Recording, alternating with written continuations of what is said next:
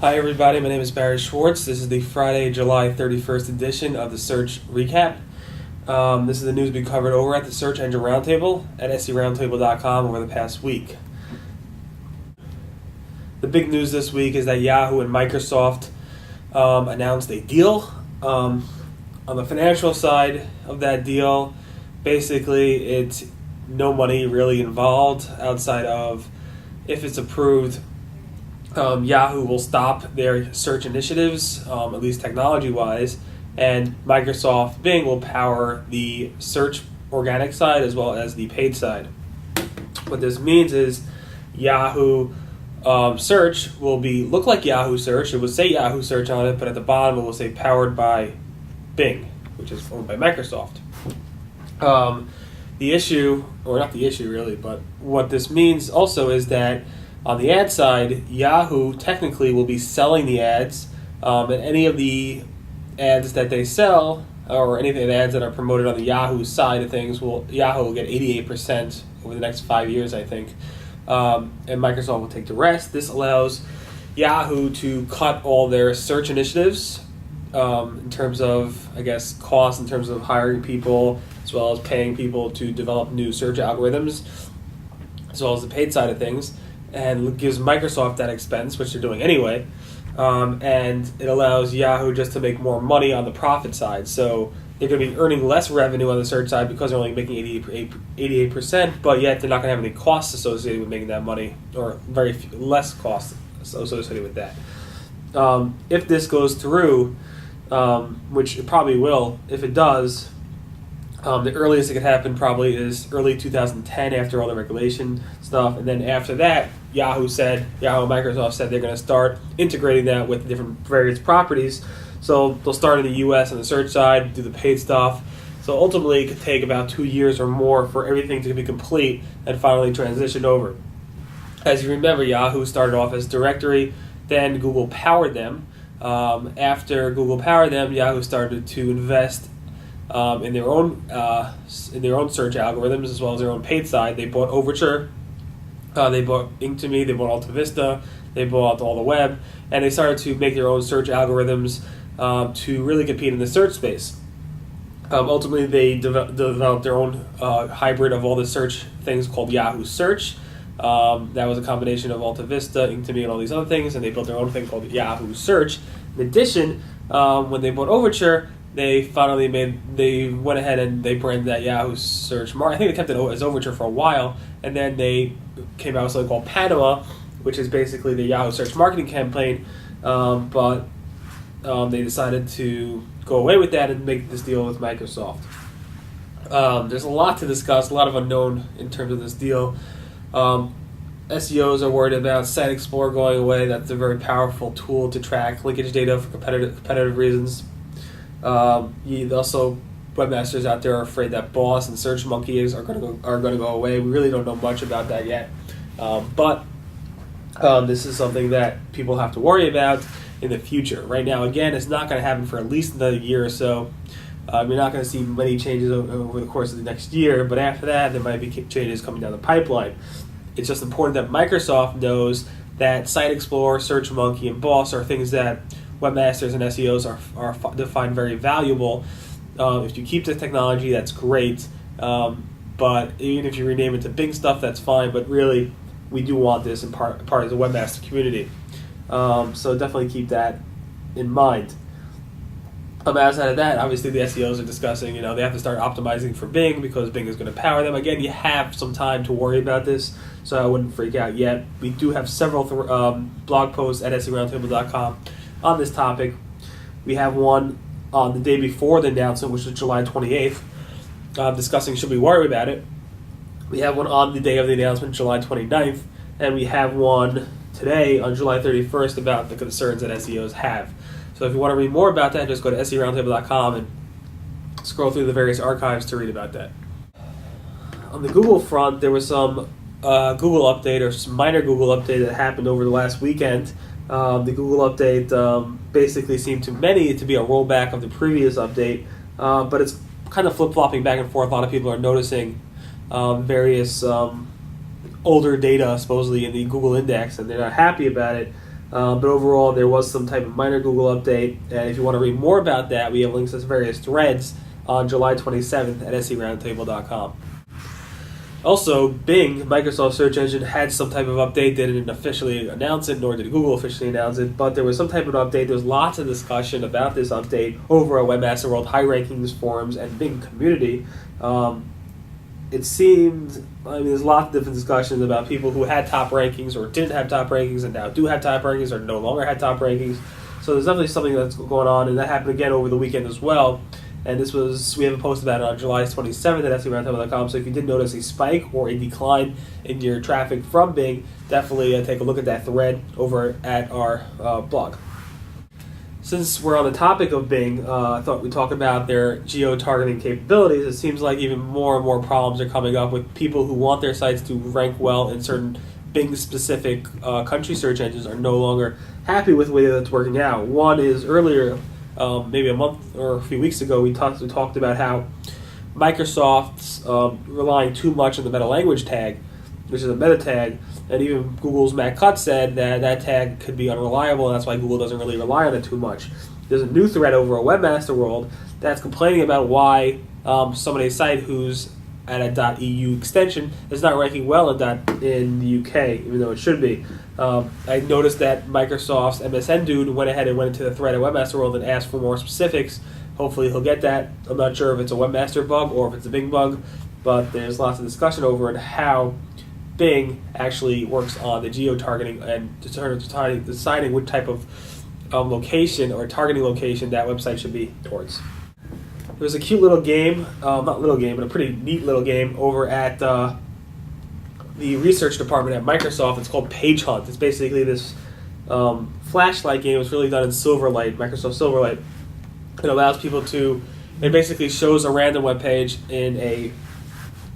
on the screen, and it overlays a box which asks you to basically conduct a search on what you think this page would rank well for. So if it shows you like Search Engine Roundtable, the homepage of Search Engine Roundtable, and you type in search blog or search news or something like that, if it ranks on the first 10 or 30 results, it would actually give you a score saying, yes, you're right, you actually did well, and Bing actually ranks it well, and you'll gain points for everything that you score well on. Basically, again, it basically shows you a web page. You say what I think this page should rank well for in Bing, and if you are correct, Microsoft will assign you points. I guess it's a way for the research department at Bing to actually calculate and see how well the Bing search engine is doing, and maybe use that as a form of tagging, like Google Image Labeler, to maybe improve the search engine over time. This is not obviously a direct correlation to what Bing results show. It just may be a way of Microsoft's research department as to figure out how well they're doing.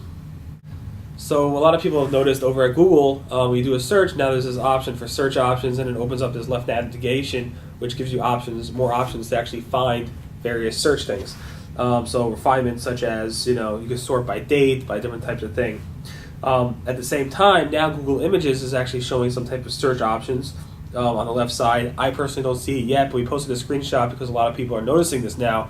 It basically gives you a way to quickly refine the Google's image search by size of image, by the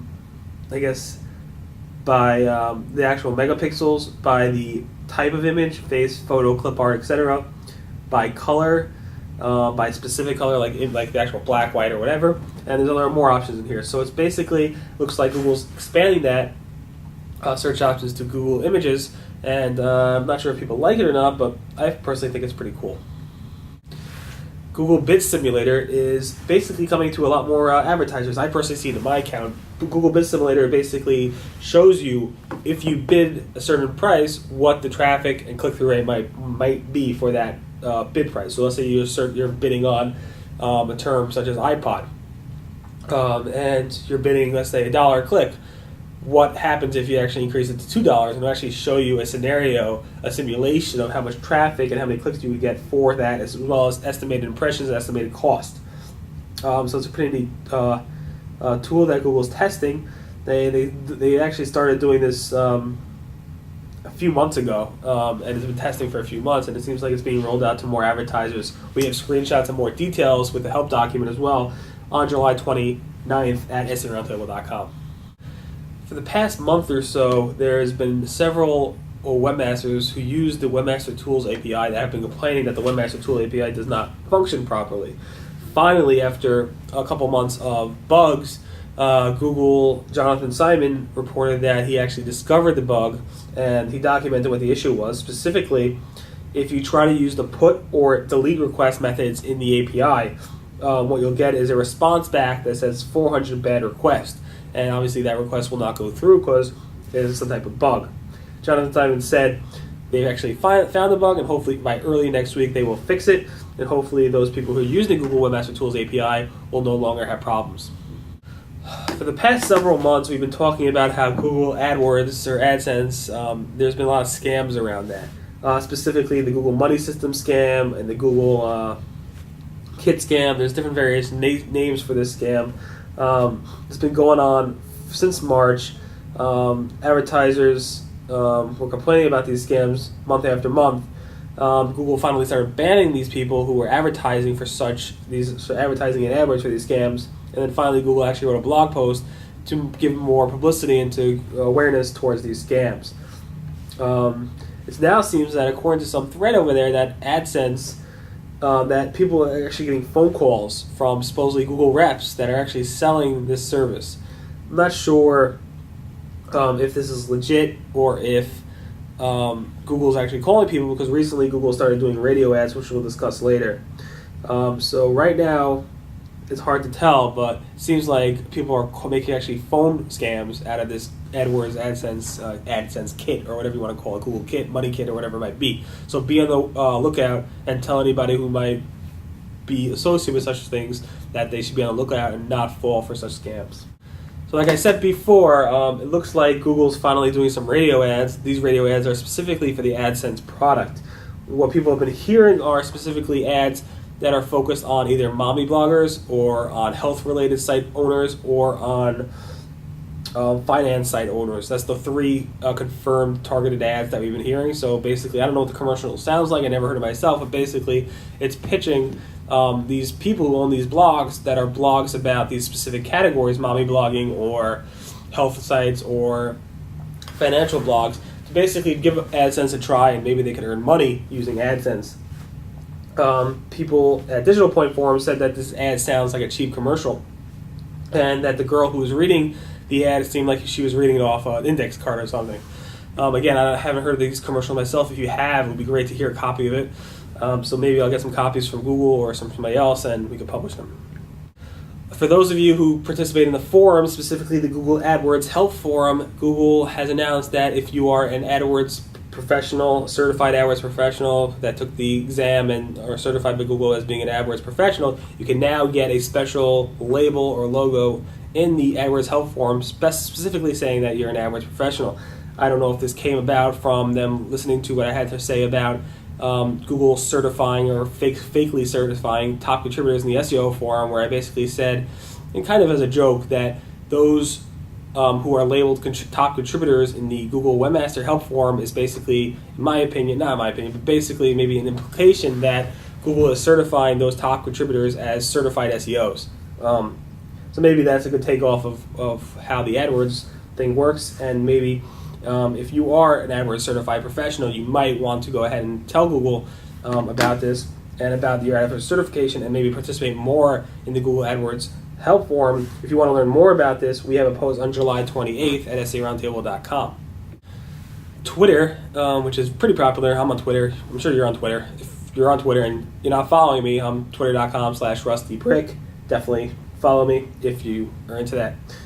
Anyway, Twitter has refocused their homepage, and now it's really focused on search. If you go to the homepage, you see a big search box, you see hashtags, you see popular trends, and if you click on those, that goes all to the search page. So it really seems like they're focusing their homepage on search and giving people a way to search Twitter, which I guess is their way, possibly in the future, to monetize Twitter. Definitely want to take a look at that, twitter.com. Make sure you're signed out to see it. Finally, SES San Jose is coming up. I personally missed last year's SES San Jose, but we did have the live coverage of the event through volunteer bloggers. We've been covering SES events and search events since 2003. This year, we'll be covering it again. We're going to be using the Cover It Live feature, which basically allows you to see what we're typing as we type it, so it's real-time live coverage. In addition, we can upload pictures and even participate with you. So if you do want to ask us questions while we're doing live coverage, we'll be able to respond to those questions directly to you or publicly in the actual Cover It Live thing. So in a week from this coming Tuesday, I think it's August 11th, on the Pacific time, we'll be starting to do the live coverage. Those helping us is Chris Boggs, Carrie, Patty Adams, Gavara Sharma, sorry if I can pronounce that correctly, Brian Ussery, and some others will be helping us with the live coverage. There's also an I Am Charity Party. Definitely go to IamCharityParty.com and take a look at that to participate. Again, we will be doing live blog coverage of the 3-day event. There is no Google Dance this year, which is unfortunate, but it's not this year. And again, if you want, check in on August 11th, and you'll be able to see about noontime Eastern time our live blog coverage. And you could comment on us, you could participate, and it'll be a much more interactive approach to live blogging, and I hope you enjoy it. Thank you so much for listening to the July 31st edition of the Search Buzz Radio Recap. My name again is Barry Schwartz. This is the news we covered over the past week at the Search Engine Roundtable at seroundtable.com. Everyone have a great weekend, and I'll speak to you guys next week.